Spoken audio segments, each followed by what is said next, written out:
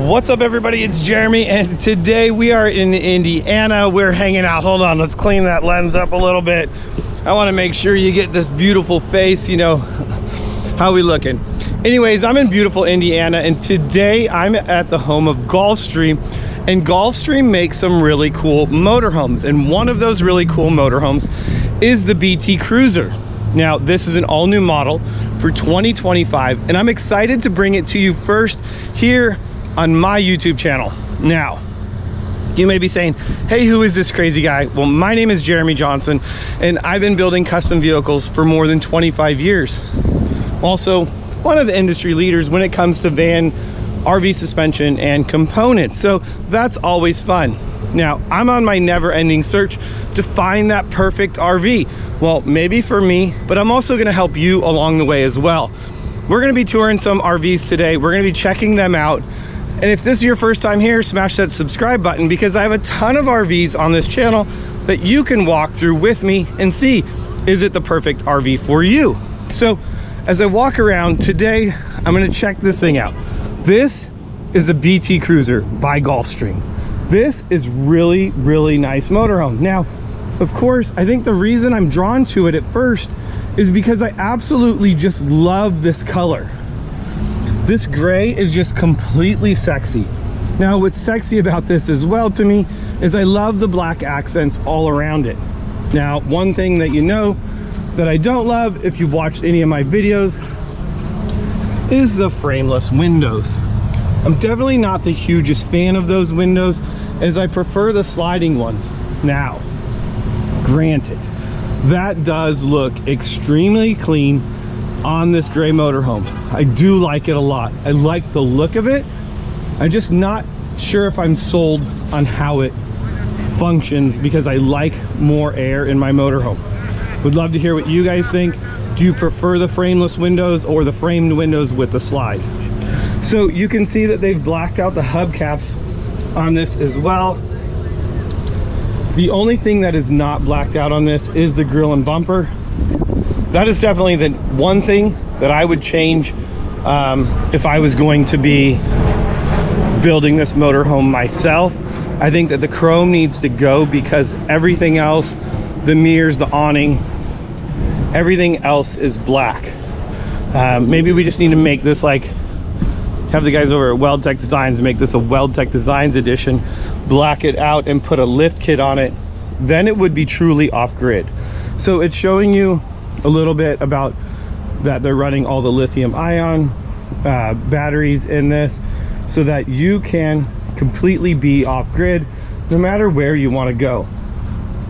Now, one thing I do like is the amount of storage that this compartment has right here.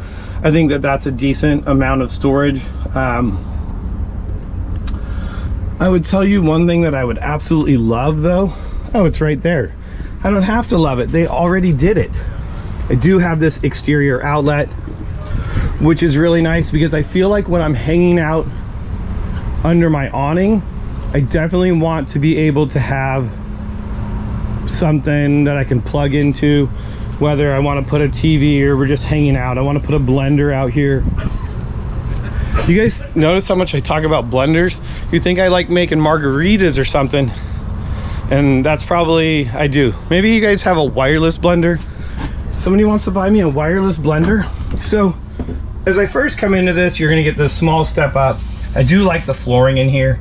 I think this is very similar to the flooring that I have. So let's take a look. Let's start off in the front of this thing as well. So in this particular motorhome, you're gonna have two large couches. I would be curious if they offer a different floor plan, but I feel like most of the BT Cruisers that I've gone into have this like double couch setup. You can see that there is the holes in the floor, so you can put the table, and the table is simply stored right here, kind of behind the driver's seat. One thing that I do like is there's not a bad seat in the house. I can pretty much sit anywhere on the couch if we want to watch TV. Heck, if I wanted my kids to come in here and watch TV, you know, you could pretty much do that. You could even put one of these couches down. You could easily lay down and watch TV as well. Now, in some of the motorhomes that I look at, I feel like the bed configuration is like a little bit wonky, because if you're like, I think that this motorhome is really, let's be real, it's designed for 2 people. Now, having 2 people sleep in here, you know, maybe a small child sleeping with the parents, it would definitely work. But in some of the motorhomes that I've gone in, you are very limited to exiting the bed. And I know for me personally, there is not a night that I don't have to wake up in the middle of the night and use the restroom. So I think I like this because it doesn't matter which side you were sleeping on. I could easily get out of bed and not disrupt my partner and be able to use the bathroom. And you may not think of little things like that when you're looking at RVs. You're like, oh, I really like this. But you have to remember like every situation. And this is a RV that you plan on having, you know, for 10 years. You want to make sure like things are going to be accessible 10 years from now, meaning the way that you're able to move through it. I think that is really important because, you know, 10 years ago, I don't think I ever got up in the middle of the night to go to the bathroom. And, you know, just things change as you get older. So, and maybe I just drink way more water, just trying to be more healthy. So definitely, you know, trying to live a more healthy lifestyle. That is, you know, a big play. I drink a ton of water every day. But as we look, I like how even this refrigerator, like almost completely doesn't, like you almost don't even notice it. I think that that's pretty cool. And this is something that you don't see, or I haven't. It's just like a little freezer cabinet. So hopefully you're not taking a lot of frozen stuff with you. I like the drawer on the bottom too, actually, especially if there was a piece of glass. But I guess if I'm putting fruit, things of that nature down there, that works out well. A lot of drawer, a lot of door space too, more waters, things of that nature. Definitely able to do that. And this is a Norcold refrigerator. All of this unit is going to be controlled on the touchscreen that we have in the back. Except like our awning lights, you can see our porch light, our water pump, our awning in and out. Oh, this is just going to kind of tell us, this is our solar monitoring system.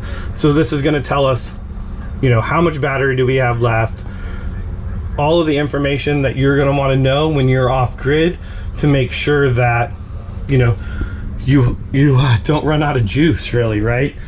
So a lot of storage space up above the cabinet, above the couches. That is going to be nice. And now that we're inside, let me just show you what I'm talking about. So as I open up that window, you're gonna see you only get about 4 inches of a window actually opening up. So that's my one gripe. I mean, I have these in my motorhome, just don't love them.